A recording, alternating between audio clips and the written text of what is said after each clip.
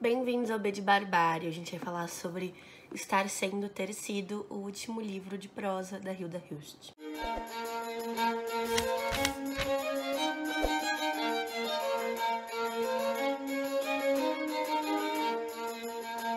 Esse livro, ele desde o começo me deu essa sensação de despedida, mesmo antes de eu iniciar a leitura, porque é um ano inteiro lendo a prosa da Hilda, depois de eu ter lido a poesia dela no ano passado.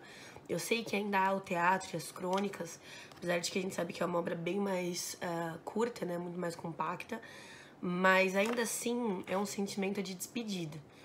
E a Hilda tem total domínio dessa despedida. Aqui a gente tem um protagonista chamado Vitório, e o Vitório era casado com a Hermínia e tinha seu filho Júnior, e ele foi traído pela Hermínia, e ele já começa esse livro após a separação rancoroso. Ele fala diversas vezes mal da Hermínia, principalmente pro filho, que fica meio desconfortável. O irmão dele também, Matias, também fica meio sem graça, porque ele fala coisas bem absurdas, né? Como qualquer pessoa ressentida, assim, no calor do momento, você já fica fora de si.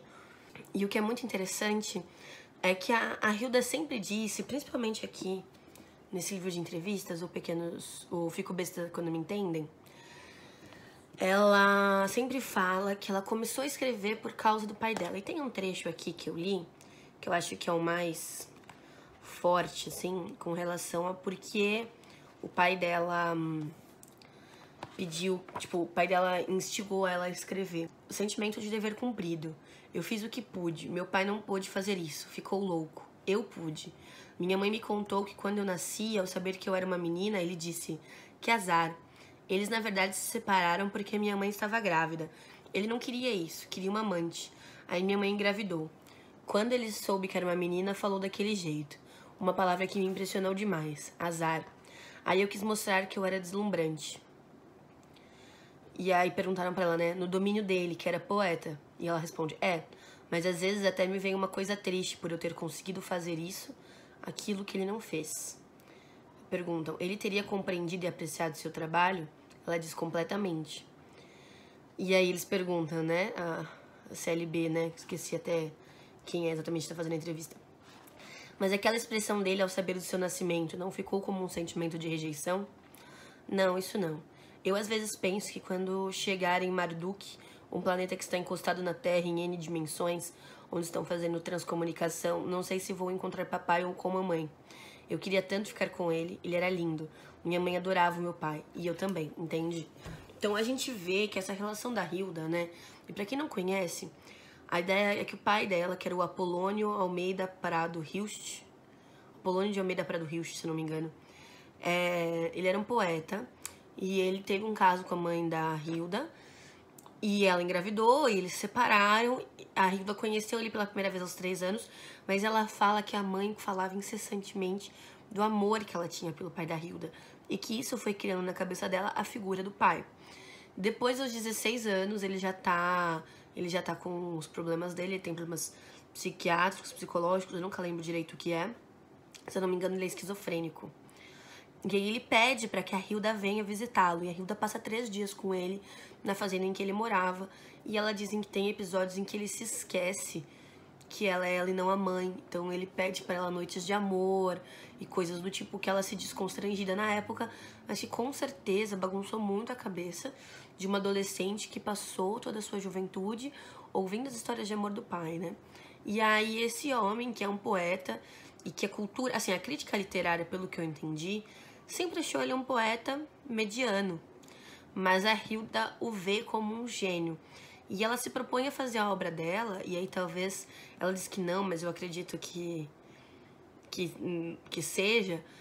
E ela começa a escrita dela pela poesia, que é exatamente o domínio do pai, né?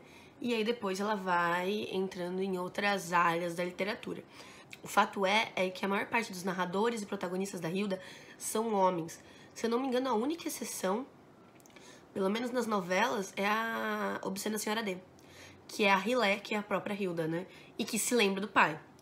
Mas nos outros momentos são todos homens, escritores, e homens que têm uma, não necessariamente uma loucura, mas talvez existe um jogo Existe uma linha muito tênue entre o que é profano, sagrado, terrestre, entre criador, criação e criatura. E tudo isso porque é o ambiente que a Hilda cria em toda uma obra que é inteira autobiográfica. Toda a obra da Hilda é muito fortemente biográfica. E aí a gente tem esses homens que, se não antes tinha ficado explícito, agora fica. Porque a Hilda tem esses personagens. E aí nesse livro ela começa a amarrar algumas coisas. E ela começa a nos trazer algumas... Ela começa a nos reapresentar alguns personagens que já tinham aparecido. Então o personagem fala que existe algum prazer em saber que foi você quem escreveu Deus, uma superfície de gelo ancorada no riso. E é interessante porque o personagem da Hilda, que representa o pai dela, que é o Vitório, que é a personagem final, que reúne todos esses homens que foram seu pai na sua obra, ele retoma uma frase que ele escreveu, mas que na verdade foi de Hilda. Existe algum tipo de amálgama entre esses dois na criação. Hilda se torna o pai em algum momento dessa literatura, né? Eu acho que chega a esse nível. Ela coloca aqui um trecho em que ela diz: poemas de Vitório com máscara de Luiz Bruma, que foi Apolônio, pai de Rilé. Então, Vitório é o personagem principal, com máscara de Luiz Bruma, que era o nome que o pai da Hilda usava para publicar alguns poemas, que foi Apolônio, que era o pai da Hilda, que era pai de Rilé, e Rilé é Hilda. Então a gente vê como ela sequer esconde, né? Ela escreve literalmente isso no seu livro, ela nos dá isso de bandeja. E esse livro, ele vai trazer pra gente várias coisas que são bem massas, assim. Então ele retoma alguns personagens, ele fala do Carl e da Cordélia, de Cartas de um Sedutor, ele cita a Rilé, de Obscena Senhora D, ele cita Kadosh. Então a gente vai pegando várias referências dos outros livros. Quando ele diz que escreveu aquela frase, que é o começo de Como Meus Olhos de Cão, ele faz um paralelismo com o Amós, né, que é o narrador de Como Meus Olhos de Cão, e a gente vai tendo, então, claramente uma despedida desse universo em que a Hilda consegue juntar tudo isso. Outra característica que é muito forte em toda a obra de Hilda e que ela faz aqui é o jogo com os gêneros literários. Então não deixa de ser comum para ela jogar uma poesia no meio de uma prosa e tal. O livro em que ela mais fez isso anteriormente foi o Cartas de um Sedutor. Não, foi no Contos de Escárnio e Textos Grotescos, em que ela faz receita, teatro, prosa e poesia. Nesse aqui ela faz prosa, poesia, ela faz um roteiro, mesmo que a forma seja um pouco diferente, ela coloca manual e ela coloca... acho que é isso, ela coloca manual, teatro, prosa e poesia. Então ela junta todos esses textos, ela amálgama tudo e vai fazendo uma grande costura de sua obra. O que é muito interessante porque eu acho que é uma coisa muito comum ver autores que têm muito dentro de si. No primeiro livro, quando o autor quer colocar tanta coisa que fica ruim, né? Porque a pessoa quer se mostrar logo no primeiro livro. Eu acho que a Hilda aqui ela faz um movimento contrário, mas que é muito mais inteligente, muito mais profícuo até. Que é de escrever sua obra e aí se despedir fazendo esse amálgama, mostrando de alguma forma todo o universo em um só livro. Então, por exemplo, esse é um dos livros mais fáceis de ler da Hilda. É o que mais a gente pode dizer que se aproxima de um enredo.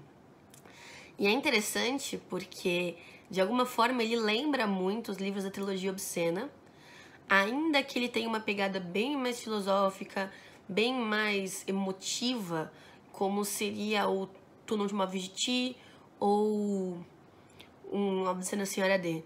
É um livro que talvez eu não tivesse gostado se eu não tivesse lido toda a obra. Eu fico tentada a dizer que ele era um ótimo começo de Hilda, exatamente por mostrar tudo que ela tem, mas eu me pergunto se ele é interessante a quem não leu tudo o que Hilda fez, ou pelo menos grande parte de sua obra.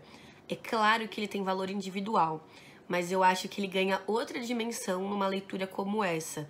Eu acho que o livro que mais ganhou na nossa leitura coletiva, com certeza, foi esse.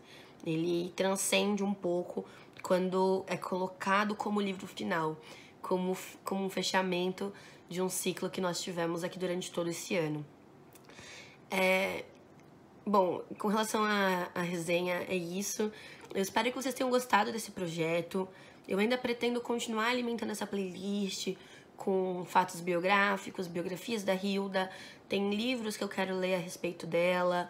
Tem ainda os extras dessa edição, eu ainda não li, mas eu dei uma passadinha de olho e eu acho que vale alguma coisa. Tô pensando em fazer uns vídeos de como começar a ler Hilda Hilst.